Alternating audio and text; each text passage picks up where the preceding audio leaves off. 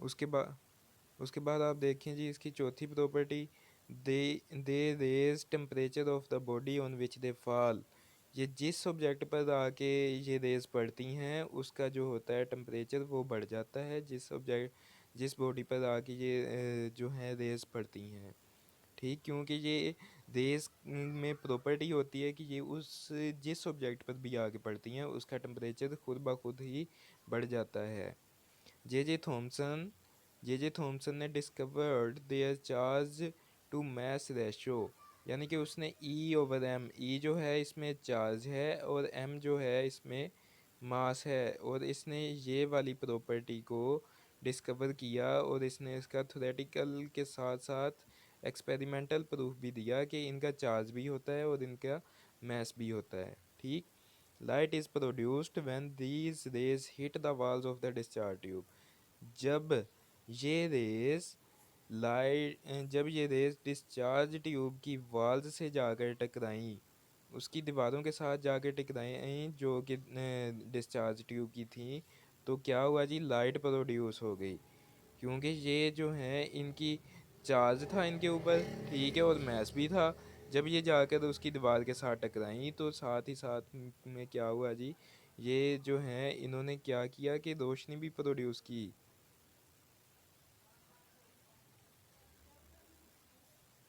Next देखते हैं जी। Next 6 number property, light is produced, light पैदा हुई व्हेन दीज रेज, सॉरी ये पढ़ लिया हमने। नेक्स्ट चलते हैं जी 7वीं प्रॉपर्टी पे, it was found that the same type of rays was emitted. ये पाया गया, ये इसमें हमें हासिल हुआ, अखज़ हुआ कि सेम टाइप ऑफ रेज कि रेज की एक ही किस्म पैदा हुई, वाद इमिटेड खारिज हुई, no matter which gas and no matter which gas and which cathode was used in the discharge tube. इसमें कोई ये हर्ज नहीं था कि किसी किस्म की भी हमने गैस इस्तेमाल की या डिस्चार्ज ट्यूब का जो भी मटेरियल था। उसके कहने का मतलब ये है कि रेज़ की एक ही नोयत थी, खा जो भी हमने इसमें गैस यूज़ की या जो भी डिस्चार्ज ट्यूब का मटेरियल था।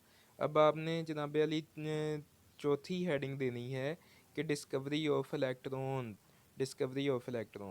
ये चौथी हेडिंग आपकी अब जी स्टार्ट हो रही है यहाँ से, चौथी हेडिंग आपकी यहाँ से स्टार्ट हो रही है।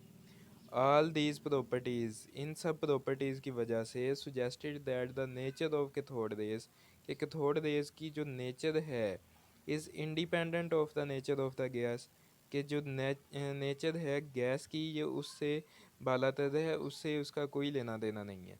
यानी कि कैथोड रेज की जो भी नेचर है, जिस नेचर की भी हैं, वो गैस की नेचर पर डिपेंड नहीं करता।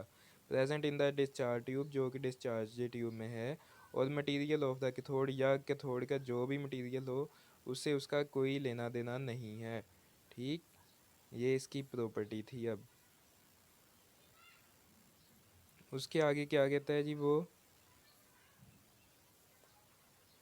The fact that they cast the shadow of an opaque object.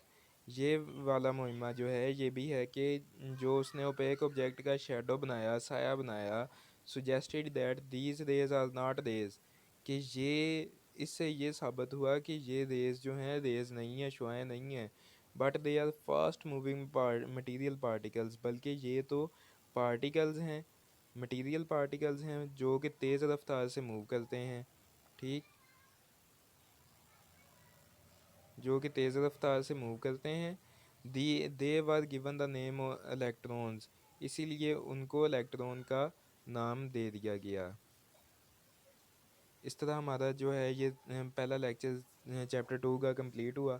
अगर आपको समझ आई हो तो लाइक शेयर और सब्सक्राइब करें, और साथ में हमने इसकी हेडिंग्स के साथ साथ शॉर्ट क्वेश्चन को भी और लॉन्ग क्वेश्चन को भी डिस्कस किया है।